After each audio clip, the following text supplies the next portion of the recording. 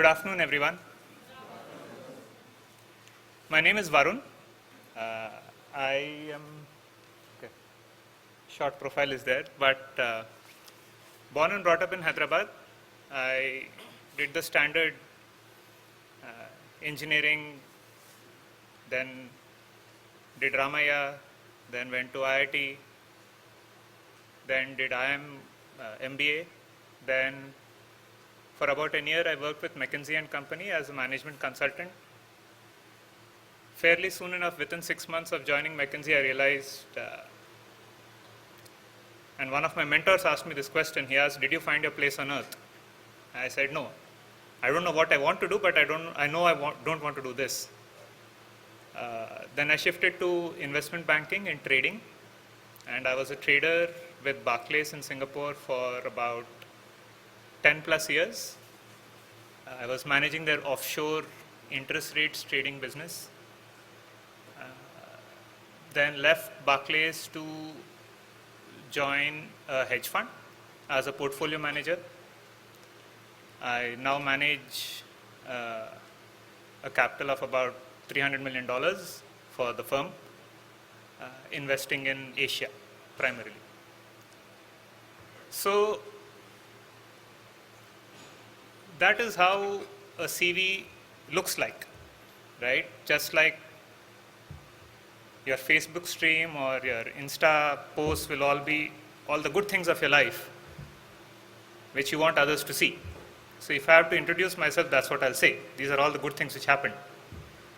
And that's what I want others to know about me. I'm still not close to retirement. I'm, I guess, somewhere in my midlife crisis stage. But I wanted to flip and say,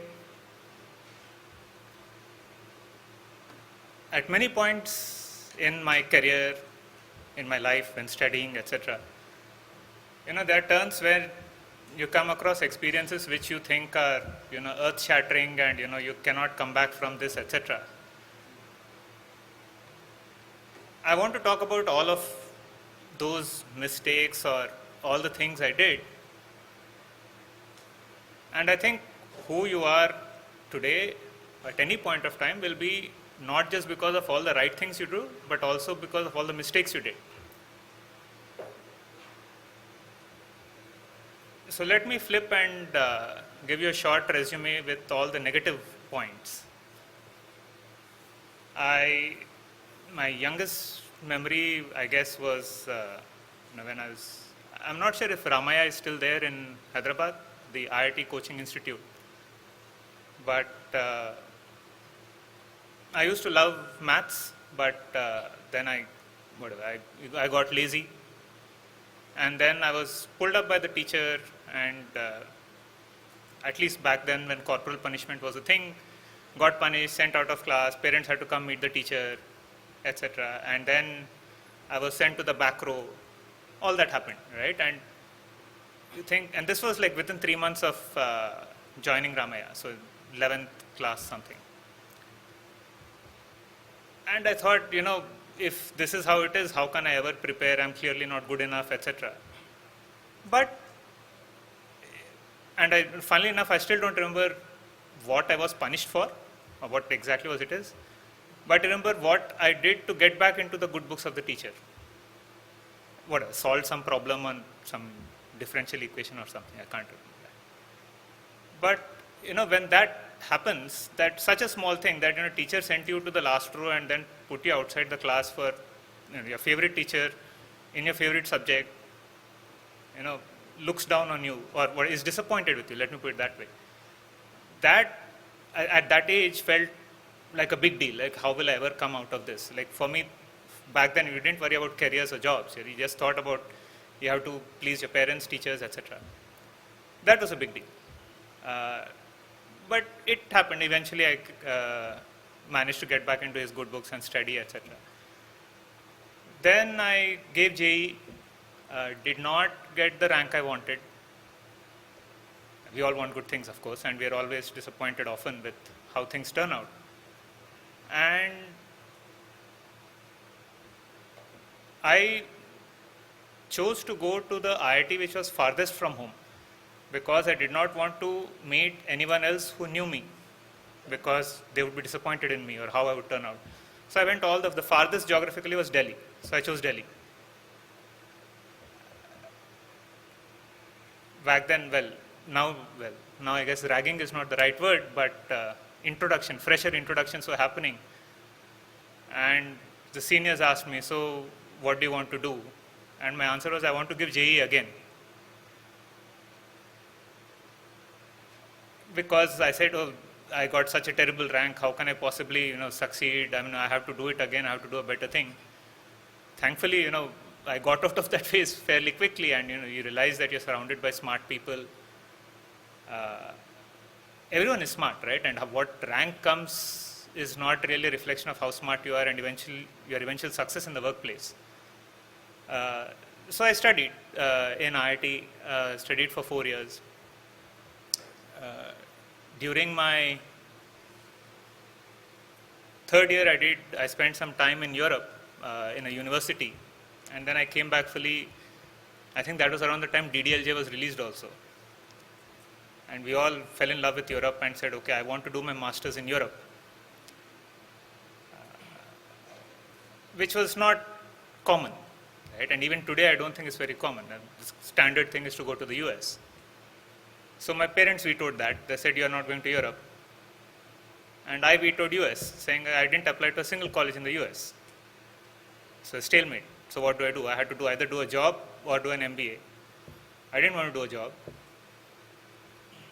So I wrote CAT.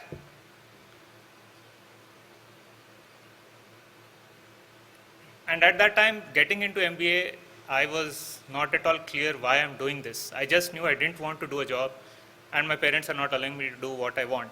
And they're like, okay, this is all going downhill from now on.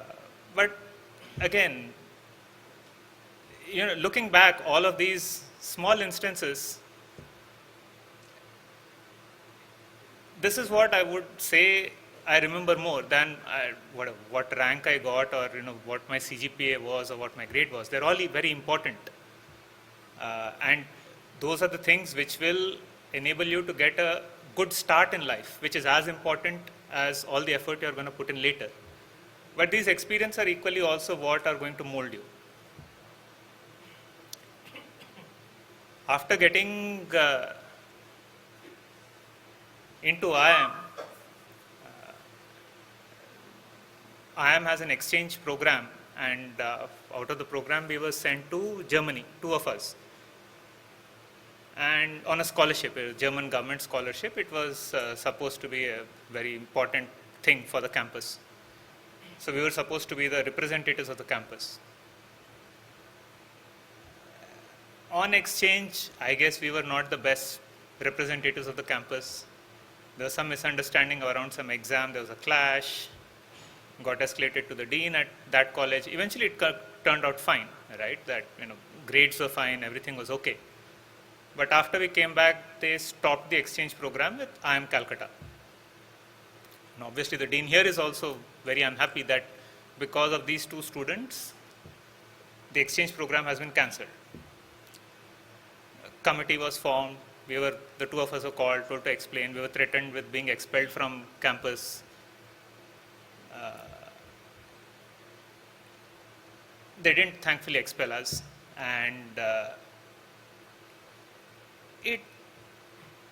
and they did impose a big fine. And the reason I don't have any of this on record is because my parents still don't know about this. So back then in AP government used to have a scholarship called Pratibha Scholarship. I think it was 25,000 rupees per year. And the fine, as luck would have it, was exactly 25,000 rupees. So scholarship came, I paid off the fine. Parents didn't know about it. And a few months later, parents had scholarship, money didn't come. I was like, the government, corrupt people, they must have eaten the money. So to this day, that's the official story. But, you move on. And like I was saying, I made the wrong career choice getting out of IIM. I wanted, there's a lot of glamour, etc., about being a management consultant. So joined McKinsey, and within 6 months, like I said, one of my mentors who was in HSBC at the time, under whom I did my internship, he asked me if I'm happy and if I found my place on earth. I said no. It took him some more time to figure out a way for me to move to investment banking trading. And finally I got in, right? I was behind, so to say, my batchmates. They were already in investment banking for a year longer, 2 years longer, whatever. Obviously they were ahead of me, sorry.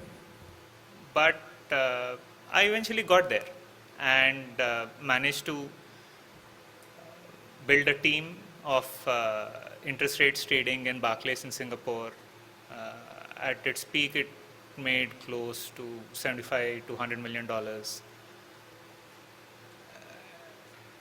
And I guess the point or my takeaway from that is that a career path is never a straight line, right? There are many circuitous ways of getting to the same destination, and it doesn't matter in a 30-40 year career. It doesn't matter if you're 2-5 years ahead or behind. That's one. The other thing is that life is a marathon, not a race, and you will fall at many hurdles. It's inevitable. If you're not facing any hurdles, then you're not pushing yourself. You will face many hurdles, you will fall at many hurdles, and you will take many wrong turns. But you will get enough chances to recover. Right? I joined trading just before the Lehman crisis happened.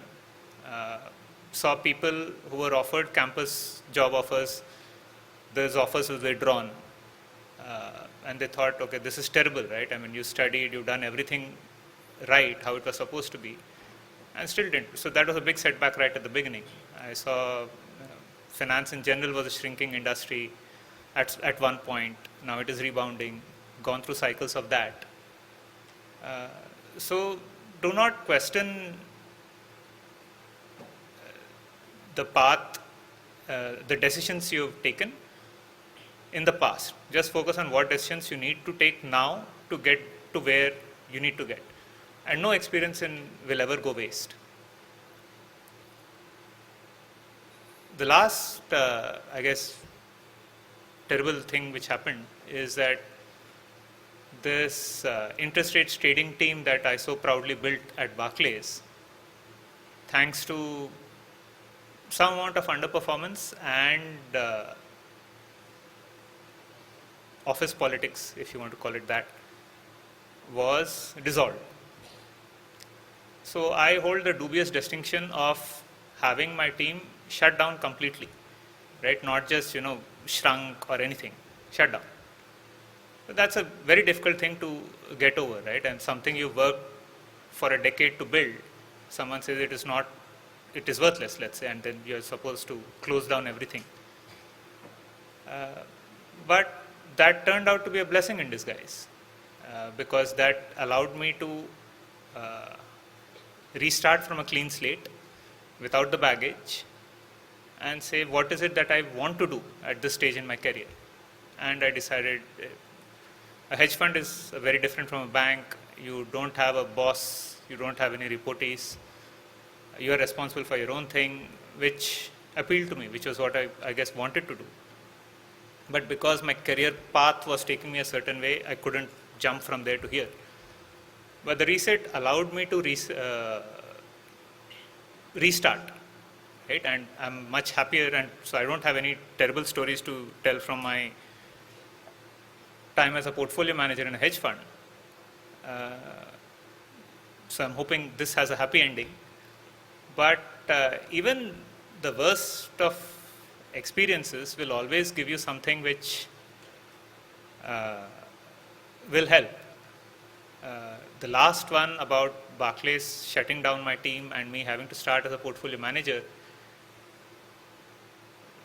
it proved the worth of the process, right? Over a decade, you'd think whatever you worked for was useless. But you have a process for you, if it is about studies or how you approach, if you have a tight deadline for an exam, you have a process for how you're going to finish it, right? So you'll say, okay, I'll study chapter 1, 2, 3 on this day or these many hours, then I'll do this practice. This, I know I'm good at this, so let me focus on answering these questions first in the exam, etc. It's the same process you follow, and that process is what will always serve you. So while the desk was dissolved, all the things I learned about trading, I was able to carry over, because those skill sets will always rest with you.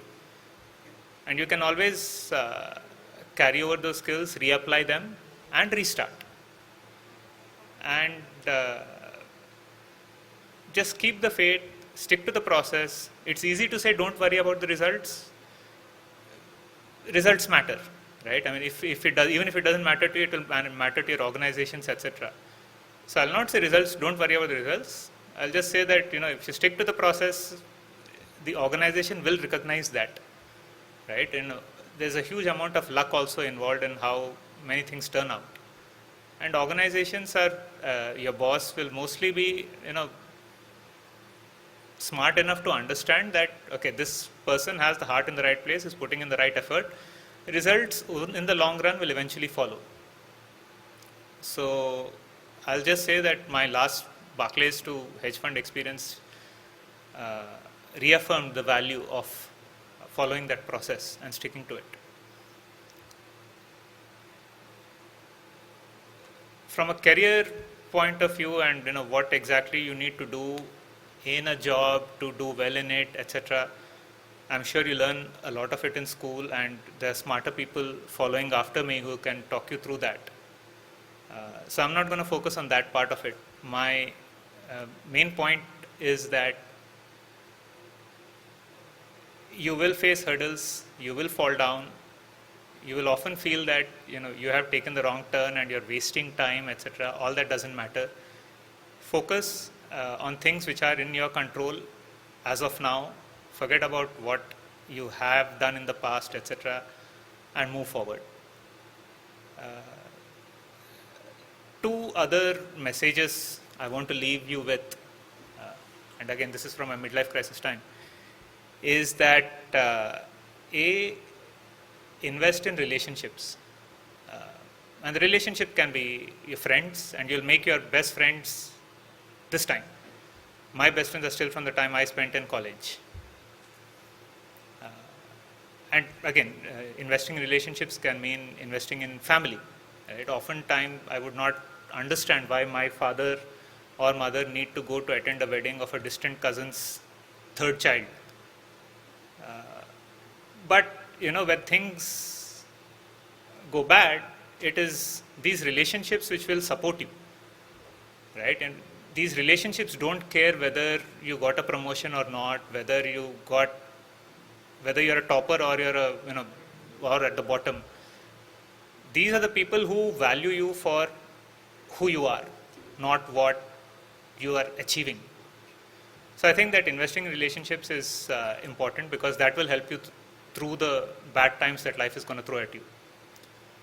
The other thing which is very difficult to sustain, and I'm not sure if it's if you'll be able to empathize with this, but you will have hobbies, and that hobby can be watching movies or listening to a certain genre of music or playing the guitar. You may be bad at it. It doesn't necessarily have to be that you're the guitarist for the college rock band or anything. A hobby is something which makes you happy, which keeps your mind off other distractions, and it is your time, right? Not necessarily time with your family or with your friends, or all that is fine, but you also need to have some me time, and you need to have a hobby which sustains you. Not necessarily because you can post about it on Insta or anything, just something which keeps you happy, nothing to show off. I think the value of, right now you'll have lots of free time, I think, Not sure how busy your curriculum is. But you will have lots of hobbies. Try to sustain them through the years. Pick one or two things that keep you happy and stick to those. That's it. After that, I'll leave it to the others. I think we'll have Q&A in the end if anyone wants to ask anything. Sure. Today's millennials, they're becoming sharp.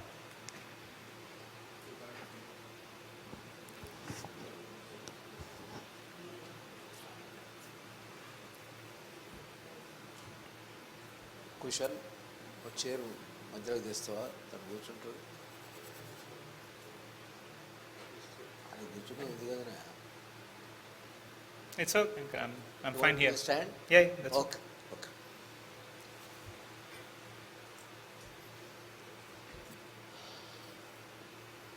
I don't know about the others in the audience, but I was a kind of fellow traveler with him in his journey till now. From his school days, through IIT, through Ramaya, through MBA, through McKinsey, through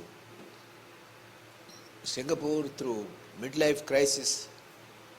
Such a beautiful journey. I was a co-traveler. And more than anything, two advices he gave. The pearls, human relations, and hobby. This we have been discussing thanks to Dandapani. I don't know how many people have picked up. Hobby means you have to pursue it. No question of whether you have free time or not. And human relations, he gave a beautiful example. Mothers, cousins, uncles, daughter, whatever it is. That is the beauty of our culture. And human relations, there is a study of course, you might have forgotten. There is a study, it happened in USA over a period of 75 years.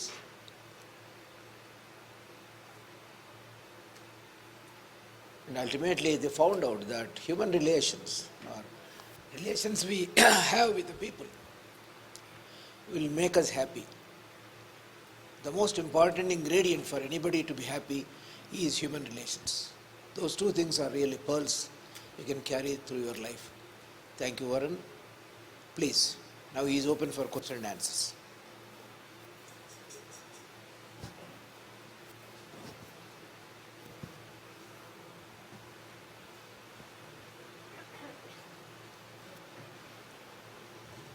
Yes, please. You want to ask something? Jai Hind, Who is sir. that? My name is Arvind.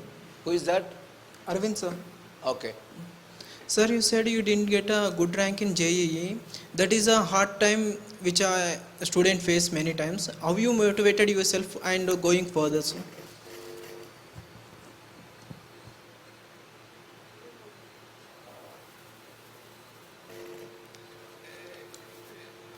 You know, often we are surrounded by people, and there'll always be someone who's smarter than you. Like even if you're second rank in the country, there's someone who's better in the, and even if you're first in the country, there's someone else in the world who will be smarter than you. I think IIT that way was a great equalizer. You realize that there's so many smart people, right? And whatever rank you get, wherever you are, is because you're already very good. You know, the fact that we are all sitting here and having this conversation shows that we are all ambitious. We are all at a certain threshold of what skill sets are needed to succeed in a career, in a corporate career, or to set up, to learn the skills to how to set up a good or successful business. So the motivation, I think, was, again, with the benefit of hindsight, it's easy to say, but the motivation came from the fact that once you're in the class, what rank you got 6 months ago does not matter. What matter, if you now want to succeed, you just have to study this course, or later on if you, when you join a workforce, whether you got a promotion last year does not matter. What matters is what do I need to do now to get a promotion next year, or a raise or bonus or whatever it is.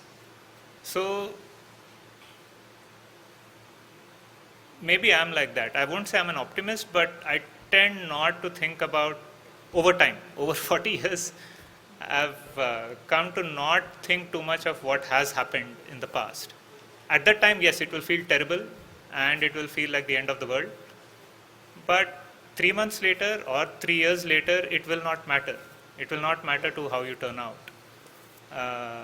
And the motivation will be there every day, right? I mean, because you want to be learning something new every day, right? Whether it's life or college or office, every day you'll always be learning something.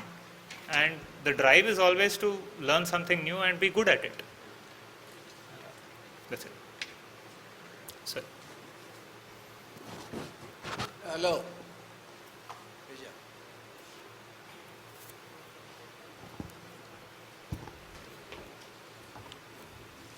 Good afternoon, sir. My name is Teja.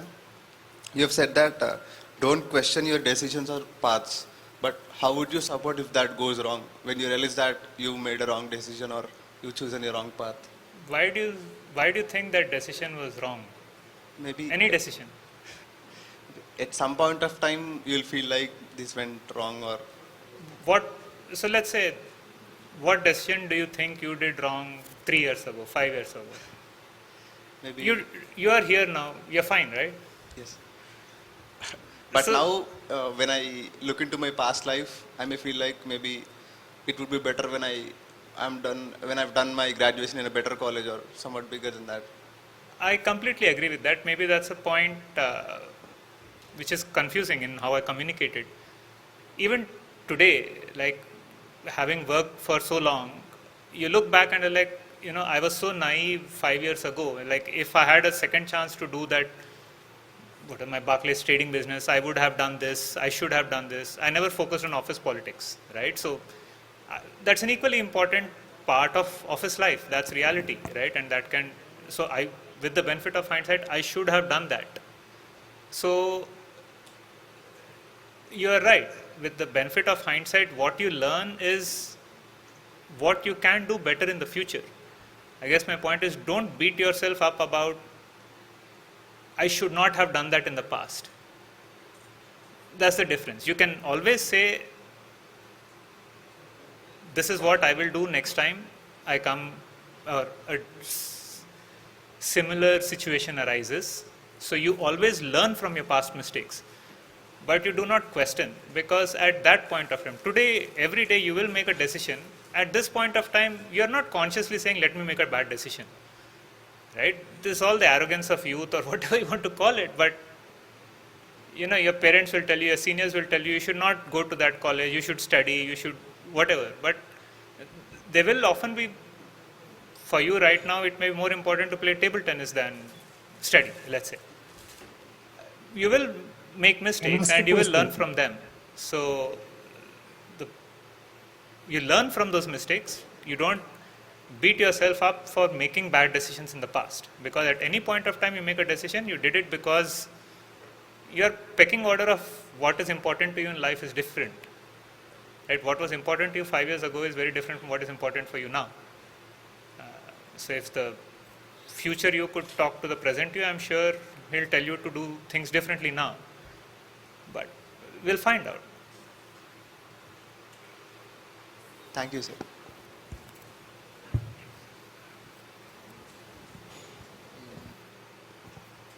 Varun, there is, we have kept it online. There is a question, is ethics, Can I ask a question? is ethics Freddy? important? Wait, No, let us not. Is ethics important in this kind of thing? Online listener, please. Sure. Yes, Dr. Suresh. Thank you, Suresh, for that question.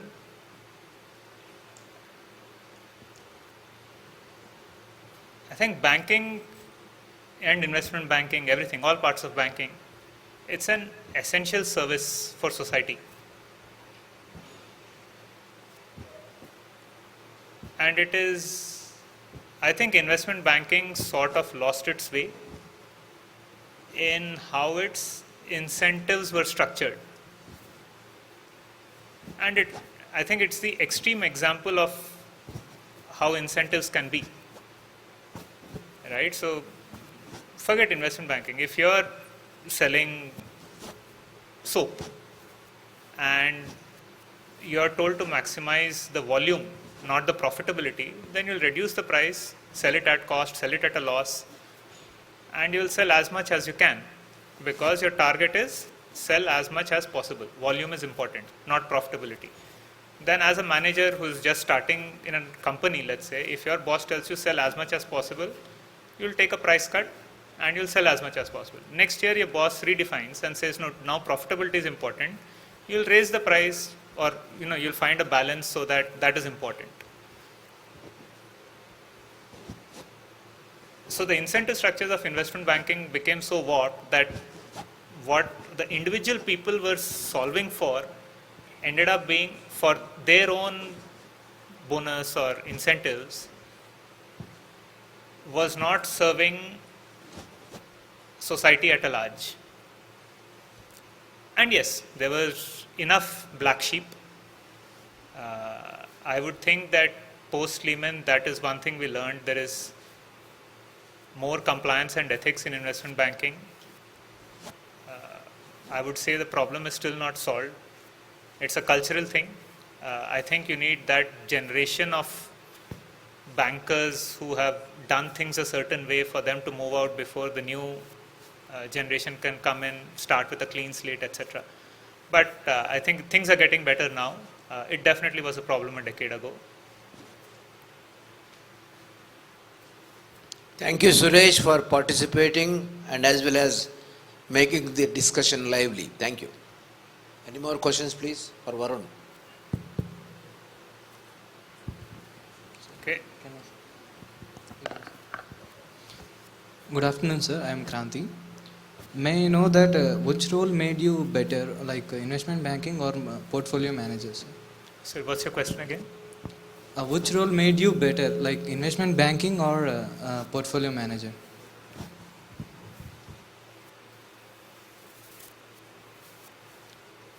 I think made me better as a person, and what I learned eventually, I would say, is investment banking, because you come across different people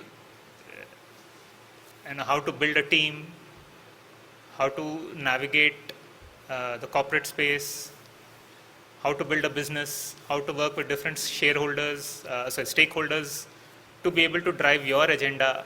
That it's not always, my loss, my gain is your loss. It's not always like that, right? Two businesses can grow together. So in terms of learning, and eventually all those learnings you'll take away, you'll apply to your life also, I would say that. The trading part, my recent job as a portfolio manager, I'm very happy just being left to myself, no one to. Hedge fund is simple, right? You eat what you kill. So you make money, they pay you, you lose money, they fire you. It's fairly simple. So there's no, I'm happier here. But in terms of where I learned more, I would say it was in a bigger MNC kind of setup. Nothing to do with it being Barclays or investment banking or anything. I think we are out of time. I'll leave it to the other speakers to carry this forward. Thank you very much, everyone, for your questions. One question, Mr. Varun, I'm Gokul here. I teach accounting and finance for the benefit of all the finance students, other students. Can you please explain major difference between mutual fund investments and hedge funds and various asset classes? Sure. Right. Thank you. Yeah, sorry, I'm interrupting you. One thing I would like to add, Varun's roles as investment banker and as hedge fund manager, he used to make millions in bonuses then and even now. So I don't know, you can't really equate and say, in both he has been performing very well. So I'm really proud of him. Thank you. To your question around. No, hold on. Praise coming from father-in-law, it requires applause. Yes, Varun. To your question about defining So there's sell side and buy side. Sell side is the organizations or firms which provide financial services and intermediation services. So as an investment banking trader, or whether you're a research analyst or a credit analyst, that is sell side. Buy side is the people who do the actual investment, either for themselves or on behalf of investors. And the investors can be pension funds, can be insurance, can be retail, etc. So both mutual funds and hedge funds that in your question are on the buy side because they do the investing part of it. Within investing, there is, broadly you can say there is long only investing and others. Long only investing is I can only be long, long is you can only buy something. You cannot go short a certain security. If you've seen the movie The Big Short, I guess some of it will make sense. But long only investors, as in whether if you're a mutual fund, I guess your money comes from people who are investing in your fund. If you're an insurance company, you have a big corpus which you have to invest because you have to repay, or you have an expected series of liabilities which are coming up, and to fund it you have to invest that corpus that you have. So the investment time period is very different for different types of investors. For an insurance or pension fund, they see that average people start withdrawing or are expecting something at the age of 65 plus. They'll see who are their investors or the people whose pension we are managing. They'll say, okay, we have a 20-year outlook. So I don't care, I buy today, it goes down tomorrow or goes up tomorrow or next 1 year, 3 years, doesn't matter. They're thinking of the long-term health of the company they're investing in or whatever. So they have a very long time period. Mutual fund is, I would say, somewhere shorter. Like I invest in a retail mutual fund. Everyone is saying Sensex will go up. I also invest in this fund. The fund has a portfolio manager. That portfolio manager does something. And let's say next year Sensex is up 15%. He is up only 10%. Still people will pull money out of the fund. They'll say, oh, he's such a bad manager. I'm just better off investing in someone else who made an extra 5%. So for that portfolio manager, his outlook is not 20 years. Like in maybe 20 years, the decision he takes in terms of investment will be right. But in the short term, it doesn't. His investment horizon is the expected holding period of his investors, who are typically retail, who will not be invested in a fund for 20 years. Will invest for 6 months, 1 year, etc. before they lose patience with this fund, and it's very easy to pull out money. Right? Click withdraw, and then you reinvest somewhere else. So easy. Hedge fund is an extreme example where we have daily mark to market. So not daily, like by the minute mark to market. As an example, for an average hedge fund, if you are down 5%, then the hedge fund is wound up, which means it closes down. So a hedge fund, I would say for my trading, the average holding period is like 2 weeks. Right? So it's a lot of trades, but high Sharpe ratio, but the expected return from every single trade is much smaller.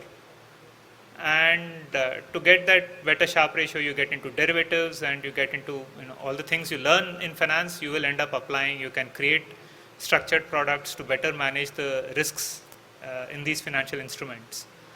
So, in addition to the complexity of what product you are investing in a hedge fund, it's a derivative, huge use of derivative structures. I would say the holding period of investments is the bigger difference across buy-side firms in general. Right. Thank you. Thank you very much. Very kind of you. Okay. Thank you very much, everyone. Any more questions, please? Okay, thank you, Warren.